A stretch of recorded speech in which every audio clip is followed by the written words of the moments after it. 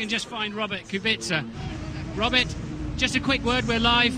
No, okay, let's see if we can find another one. Monaco victory of 2 weeks ago.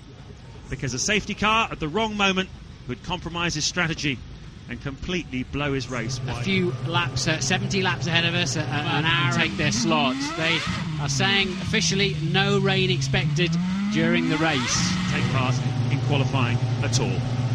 Okay, 70 laps of this Canadian Grand Prix. The 30th anniversary here in Montreal is set to get underway. Now, Hamilton from pole on the right, Kubica on the left. Just looking back, is everybody going to get away cleanly? We've had quite a few first corner shots here over the years, particularly everyone filtering through to turn one. Alonso looks like he's being hung out to dry a little bit by the BMW there, and it looks like everyone's safely away with Hamilton in the lead.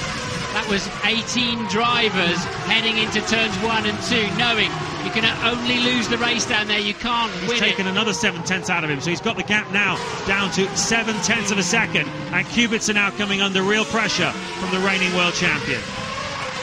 Turn 2's holding up okay. That's a green flag you can see there to tell the drivers they can now overtake. The track is clear, you can't pass until you pass the green flag zone after you've been through a yellow zone. I do believe they'll just try and recover that car, just leave it parked there. It hasn't self-combusted, it seems as if it's okay. So, as Raikkonen closes in on the back of Kubica, Hamilton is pulling away regarding Adrian Sutil's Force India car, which had a fire in its brakes. It broke down out just on the exit. Fairly heavy fuel load, I must say. The fuel hose was on for a good 8 or 9 seconds.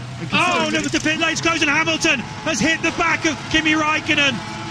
Presumably the red light was on, it's green now. I'd love to know whether it was red when Ferrari stopped, but Hamilton has smashed into the back of Raikkonen.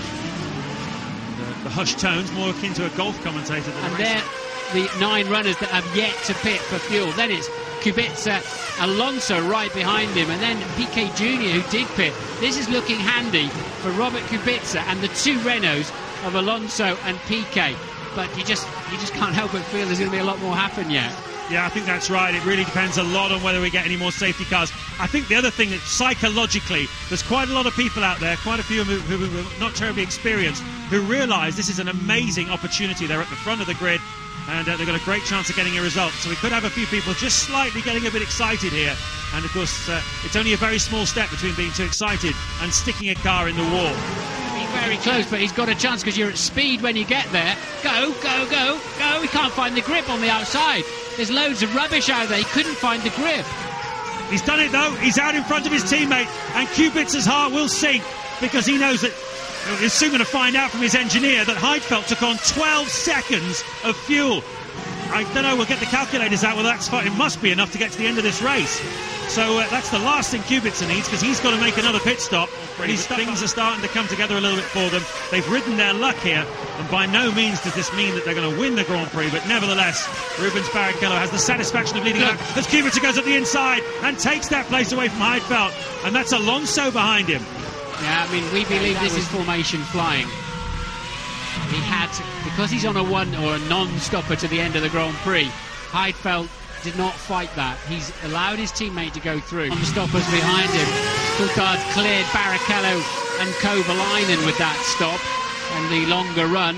So he's up into what I believe is a net 4th place now once the Toyotas have made their stops. It's a day for steady heads. It's also a day on which they don't really need any more safety cars, but the longer these drivers are out there, with these tyres wearing down, with the circuit wearing down, no traction control, of course, this year in 2008, the chances of a mistake from one of the drivers left in the field gets higher and higher. We've still got 32 laps to go. He's losing a lot of time behind Glock, who pits now. Now Kubica's going to have to increase the gap to Nick. Correct. Because how many laps I have? We need 10 more laps. Big push. Yeah. Okay, we're going to see something now, aren't we? That's Kubica getting the information that hey, that's eroded your advantage. You've lost 10 or 15. Will they be able to tow it out of the way? Kubica right up against the wall in turn 4, but Nakajima then just literally sailing into the. You were right. He did come into the pit lane. He went right into it. Kubica leads then. Heidfeld is now 25 seconds behind him. It's looking good for Robert Kubica for his first Grand Prix victory. The BMW mechanics are ready, and he should be able to rejoin in front of his teammate, but it will be very close indeed with 22 laps to go. Coulthard is third for Red Bull. Fourth for Honda is Rubens Barrichello. Fifth for McLaren is Heikki Kovalainen, just 0.3 of a second behind Barrichello, with Felipe Massa tucked up behind him. So there's plenty of action to come between the Ferrari, McLaren and the Honda, I think, in the closing stages of this Grand Prix. Jenson Button 7th, 8th is Mark Webber, 9th is Timo Glock. And will he go into the pit lane? Yes, he does. From the lead, he had 25.1 seconds. So let's say it's about 26.5 seconds by the time he finished that ahead of Heidfeld. Coulthard's 5 seconds behind Heidfeld in a comfortable third place, with Barrichello, as ever, with a traffic jam behind him in fourth. On go the soft tyres, all very calm in the BMW pit. Less fuel going in, of course, because there's less distance to the end of the race, and he's going to make it easily, actually.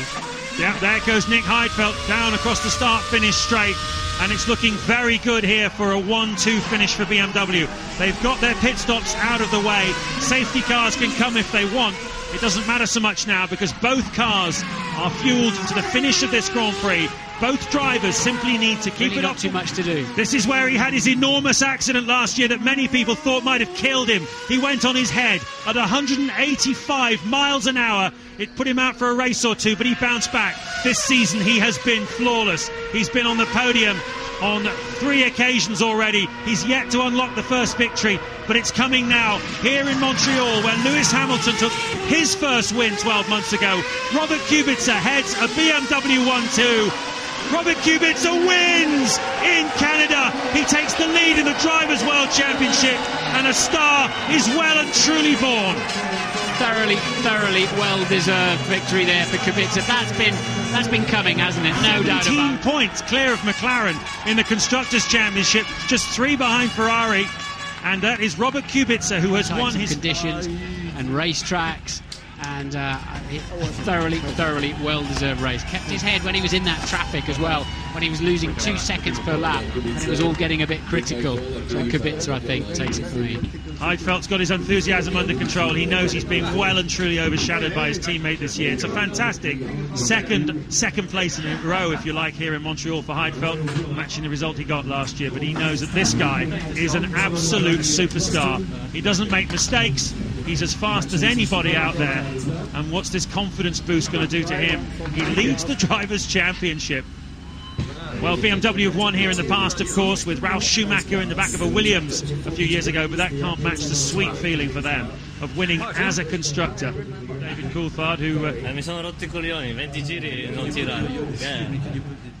He's just talking there about how he was asked to push very, very hard for those laps so he could clear Nick Heidfeld, and that was the Kubica was light. It was a turning point in the race. Yeah, what'll hurt Nick Heidfeld is that BMW have been threatening to win a race now for a while, and when it finally happens, Kubica got it and he didn't. That's why it'll hurt. Polish flags fly in Montreal. A lot of Polish people living in Canada. And an unfamiliar anthem rings out in Formula One.